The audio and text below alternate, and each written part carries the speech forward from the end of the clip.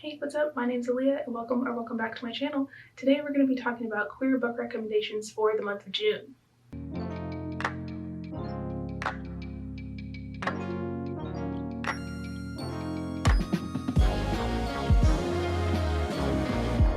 So, the first book on this list is The Unbroken by C.L. Clarke.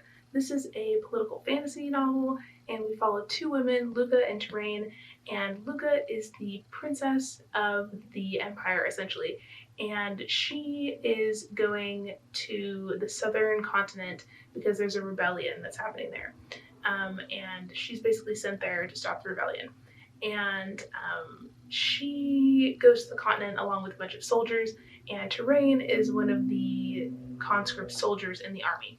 And the thing about the conscript soldiers is that there's this group of them that were like taken as children from the southern continent and forced to be trained as soldiers in the army. And so Terrain was actually from this continent, and so she's not really sure how she feels about being back. And a lot of her friends who are also in this conscript group with her are like thinking about joining the rebellion and are not really sure which side of this war they're on. And so there's all this political unrest and things kind of go from there. This is also a sapphic novel, which is really fun. I will say that I gave this 4 out of 5 stars because a couple of the characters were really frustrating, but the world is really, really cool, and there's magic, and there's like this special magic that the people on the southern continent use that's really interesting, and it involves animals and kind of like the natural world and stuff.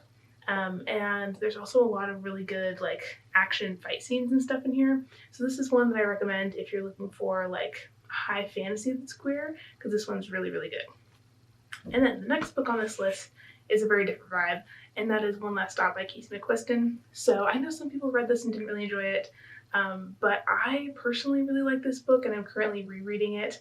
And so this is a like sapphic rom-com sort of, and we follow this girl named August, and she's going to college in New York, and she moves into this new apartment with these roommates, and her roommates are all very queer, and they're really funny, and they have this like found family going on. And she ends up meeting this lady on the train on her way to school, and she kind of falls for this girl, and they're kind of getting to know each other, and there's kind of like this time loop element going on, where the girl that she falls for might be like stuck in this time loop on a train, and they kind of have to like navigate that. And August is kind of like skeptical and quirky, and she's not sure if she should be falling for this girl or not or whatever, and so they kind of have to navigate that situation. But I really enjoyed this because I thought the characters were really fun and the banter is really good. There's lots of like steamy scenes, but also just like really fun and funny scenes between August and her roommates, and I really, really enjoyed that. It was like the fun part of having roommates, you know what I mean? And I really, really thought that this was a fun and fresh time. So personally, I would recommend this. It's very sapphic, it's very queer. There's a drag queen. August's roommates are gay. One of her roommates is also trans. So there's lots of representation in here if you're looking for that. So this is one that I recommend if you're looking for something more lighthearted. And then the next recommendation is not so lighthearted, and that's The Lady Upstairs by Haley Sutton. So you guys know, if you've been on my channel before, this is one of my favorite books. It was one of my favorite books of last year.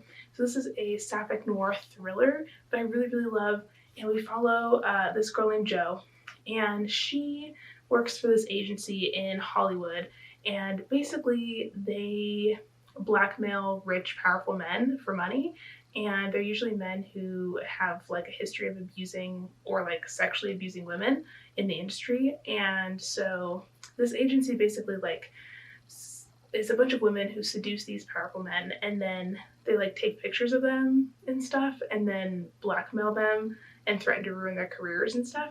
And it's all fun and dandy until Jo is working with this girl who is blackmailing this man, and the man ends up getting murdered, and then things kind of go from there, and Jo has to try and like brush this under the rug. And then the owner of the agency is called the Lady Upstairs, and she's this really mysterious lady. Nobody knows who she is, and she has like the cops in her pocket and stuff. And so Joe is trying to like figure out who the Lady Upstairs is and kind of trying to like take her down. And it's a whole thing. There's murder, there's sex, there's violence, there's blackmail. But it's really, really interesting. And a lot of these characters are really morally gray. And the main character, Joe, has like the sexual relationship with a guy, but also she kind of has this like sapphic relationship going on with one of her coworkers as well. So it's very gay and very good, and I highly recommend it. This is such a good thriller. It's so fun. It's very short, and it's really underrated, and not enough people have read this. So read this if you haven't already. Another one, everybody's read this, but it's The House in the Cerulean Sea by T.J. Klune. This is a really, really cute, really tender, like contemporary novel that's also got some magical elements to it, and it has a male-male relationship in it that's really sweet.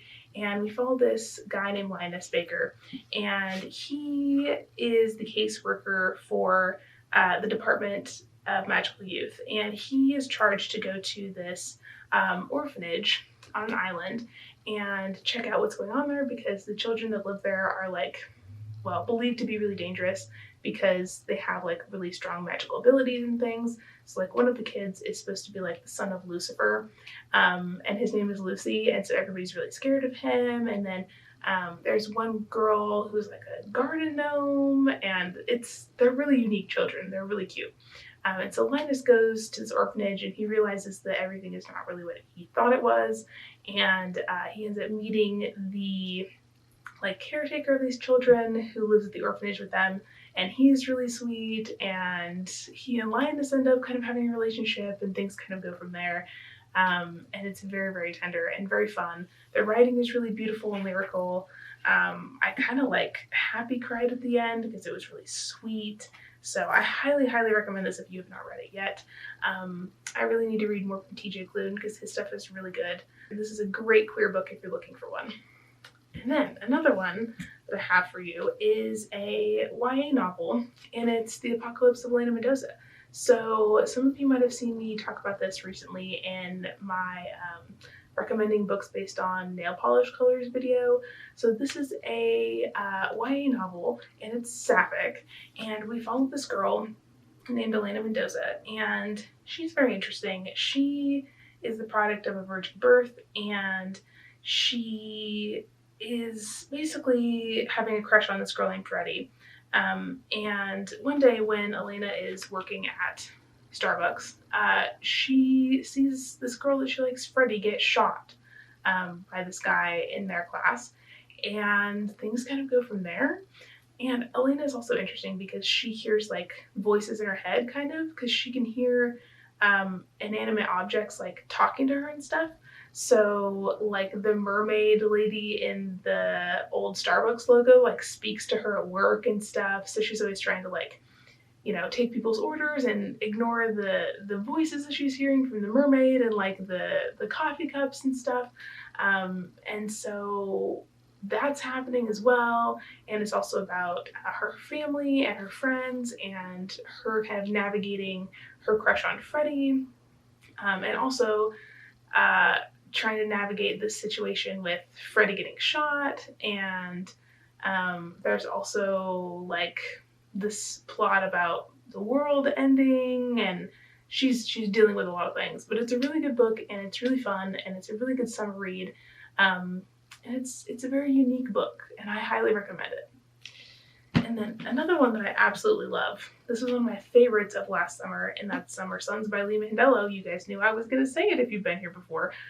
This is a really, really wonderful Southern Gothic dark academia novel, and we follow this boy named Andrew, and his best friend, Eddie, supposedly committed suicide. And Andrew finds out about this, and he doesn't believe it. He's like, there's no way that Eddie would have ever done that.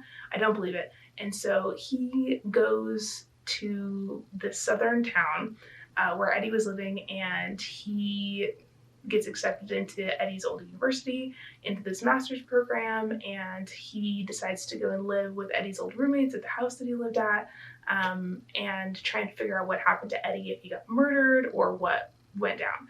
And so he goes there, and things just hit the fan immediately because Andrew is dealing with the grief and loss of his friend. He's also being haunted by Eddie's ghost, so there's some paranormal elements going on here. So if you like ghost stories, this is definitely one I recommend. He's also trying to figure out what's going on with his university and the professors there, and some of the other grad students are kind of suspicious, and he's also trying to get to know Eddie's old roommates, and there's a lot of queer characters in here. It's really, really good. I highly recommend it. There's also kind of this like interesting dynamic because Andrew is getting to know Eddie's old friends and roommates and stuff, and there's all these guys that Eddie was friends with who are like racing cars and stuff, and they almost have like this kind of like good old boys gang going on. So that's really interesting, and so Andrew's trying to like navigate this group, and he's also kind of like struggling with his sexuality as well, and it's just really, really good. I highly recommend. Very gay, very fun, dark, exciting, haunted, spooky vibes. Definitely recommend. One of my favorite books of all time at this point. And then another one I have is this middle grade book called The Only Black Girls in Town by Brady Colbert. I read this on a whim, and it was such a sweet surprise. This is a really, really fantastic middle grade, and not enough people talk about it. So this follows this young girl named Alberta, and she's really sweet, and she lives in this beachside town that's primarily white people, and she is the only black girl in this town, basically, and she lives with her two dads, and she kind of gets like, not made fun of, but like she kind of has these microaggressions at school, with like some of her teachers and her best friend who's a young white girl and doesn't really understand like racism and stuff, and so she kind of makes rude comments sometimes, and so Alberta's kind of navigating these things, and then this other black girl, Eddie, moves to town, and they end up like being neighbors and having this friendship, and then they're kind of navigating these microaggressions together and kind of forming the first like black girl friendship that Alberta's ever had, and Albert is also kind of like dealing with people judging her family since both of her dads are gay and that sort of thing. So this is a really, really tender book, and it talks about a lot of important topics, but in a really like light and approachable way. So I definitely recommend this if you haven't read it yet. It's a great summer read too, because there's a lot of like surfing in here, and they go and get like ice cream on the boardwalk, and it's really sweet and cute, but also really, really entertaining and interesting and important. So I highly recommend this.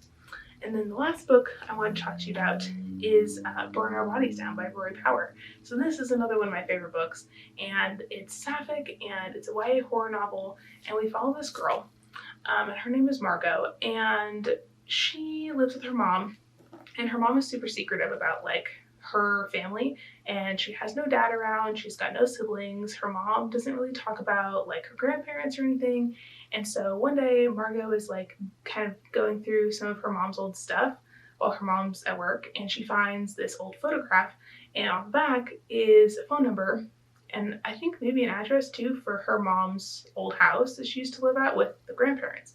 And so Margot ends up like calling her grandma and running away to her grandparents' house to find out what's what. And so she gets there and she realizes that maybe things aren't what they seem, and maybe her mom had a good reason for keeping her away from the rest of the family. And so her grandparents live on this farm, and there's like this big cornfield, and there's some weird things going on. There's like a weird kind of orchard in the back, and her grandma's kind of sketchy and does some like shady stuff. And as soon as Margot gets to this town, everybody's like giving her weird looks when she mentions that she's trying to find this woman who's her grandma, and the townspeople are really shady. And anyways, this is a wild like nature horror novel, and I absolutely loved it. It's creepy, and it's got that like rural America creepy vibes going on, which I absolutely love. And it's just really, really good. And it's very sapphic, it's very fun, it's very creepy. Um, yeah, yeah, this girl's family is creepy, and I'm here for it. So if you like spooky, creepy books, or you like YA horror and you haven't read this yet, I would recommend this. Rory Power's writing is also really beautiful and lyrical, and I will honestly pick up anything that she writes ever. So you need to read this if you have not yet read it.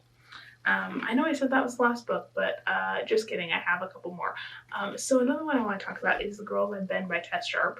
So this is another book that is sapphic, and we follow this girl named Nora, and she is at the bank one day with her ex-boyfriend and her current girlfriend. And then the bank gets robbed, and they get caught in a bank robbery as hostages. And they basically have to figure out a way to get out of the situation alive. And also, as the story progresses, you realize that Nora has a really shady past. And so basically, Nora's mom was a con artist, and she raised her daughter to help her with these cons. And so Nora's used to being around really bad, abusive men, and she's got a lot of past trauma, but she also has these skills that her mom taught her. And she's trying to use her con artist skills to basically con the bank robbers into letting them go. And so the story kind of goes from there. It's very dark. There's a lot of topics in here that are difficult to read about. Trigger warnings for physical and emotional abuse of a child. Trigger warnings for abortion. There's also endometriosis rep in here, which is really interesting. Let's see, what else? Also trigger warnings for body horror and gore. Yeah, there's a lot in here, but it's also a really, really, really good thriller. It's very fast paced. The chapters are really short. There's kind of this running theme in the book where at the beginning of every chapter, Nora tells us what either weapons or tools she's acquired to get herself out of the situation. At one point, I think they have a lighter and some scissors and just stuff like that. And then it also alternates between the present time at the bank and then Nora's past with all these other situations she got into with her mom and the abusive men that her mom dated and things like that. And it's really, really, really interesting. So that's another good YA thriller. And then I think the last book that I'm actually going to tell you about is The Black God's Drums by P. Shelley Clark. And this is a YA fantasy adult novella, and it's really, really good. We follow this young girl who is basically a thief, and she lives in the streets in New Orleans. And it's an alternate version of New Orleans, which is really cool. And it's steampunk, and there's these airships and stuff. It's really interesting. And I'm just going to read you my Goodreads review because Past Me really said it well. So I gave this novella 4.5 stars. And basically it's about this girl who overhears a group of men plotting to steal a mysterious weapon. And she realizes that she has to intervene and stop them from stealing this dangerous weapon. And the story kind of goes from there. So it has African gods, it's got badass women who are gay, it's got airships, it's got a lot of queer relationships, it's got this really cool bayou setting that I really liked, and it has a lot of elements of Creole culture in it, and there's mentions of food and things like that, and it's really, really good. So I highly recommend this if you have not read it. It's very short, and the audiobook for this novella is really, really good. So I recommend that you read that. Honestly, anything by P. Shelley Clark I would recommend. I've also read Dead Gin in Cairo and The Haunting of Chamcar 015, and they're all queer and they're all really good. So if you're looking for some good queer novellas, I would recommend his stuff. I actually really want to read a couple of his other books soon because his writing is really good, and it's fast-paced and entertaining and queer in a way that's really effortless and normalized, and I really enjoy that. The main character in A Dungeon in Cairo, who's also the main character of his novel A Master of Gin, She is like super openly a lesbian, and it's really cool how he incorporates that into like this really complicated fantasy world. So anyways, that's what I recommend for you. Those are all the book recommendations that I have for you today. Let me know if you want me to do a part 2 where I recommend you more queer recs, because obviously this is not like a comprehensive list. These are just the ones that I had off the top of my head, since it is Pride Month after all. So that's all I have for you today. Let me know if you have any other queer books that you think I should read or that you think I would like. Feel free to leave me titles in the comments. I would love some recommendations. And that is all I have for you today. Thank you so much for watching. I will see you in another video very soon. Bye!